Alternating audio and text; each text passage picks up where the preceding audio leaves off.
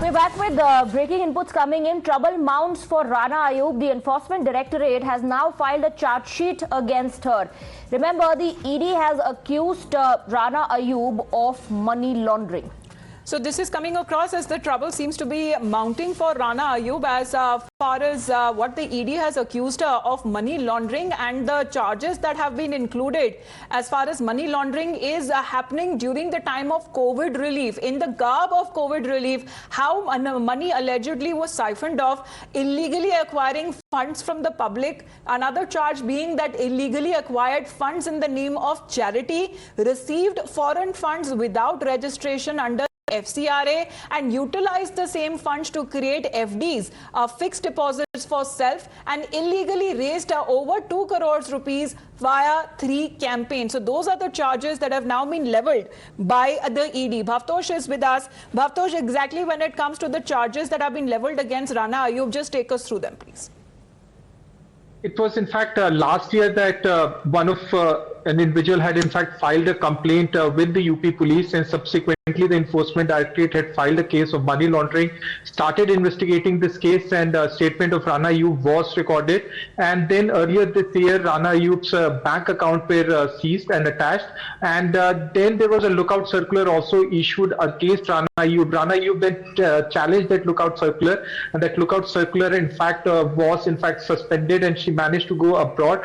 But a huge development has taken place. She has been charge sheeted by the Enforcement Directorate.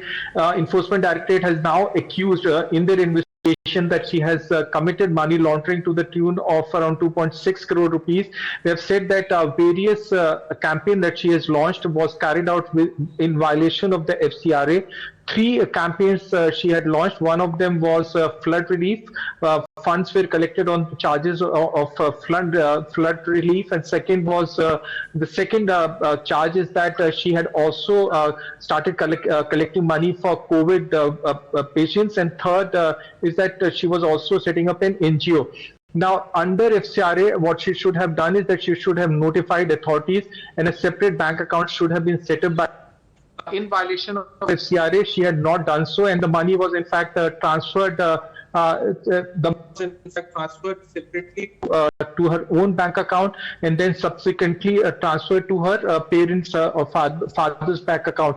Remember, she had always challenged the findings of the Enforcement Directorate, that this is a witch hunt by the center, only because she had always written articles that have been critical of the center. But Enforcement Directorate statement is saying that she has committed money laundering to the tune of around 2.69 crore rupees. Massive charges have been leveled by the Enforcement Directorate. One has to wait and see how Rana Ayyub reacts to this. Right, Bhavtosh. In fact, ED's case is based on the FIR that was filed by the UP police. As far as her stand is concerned, she says no part of the relief campaign fund remains unaccounted for.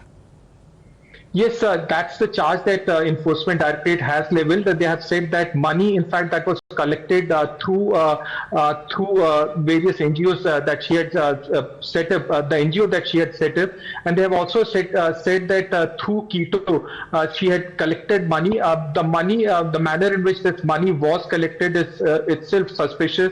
They have said that ideally what she should have done is that she should have notified authorities that money was coming from abroad.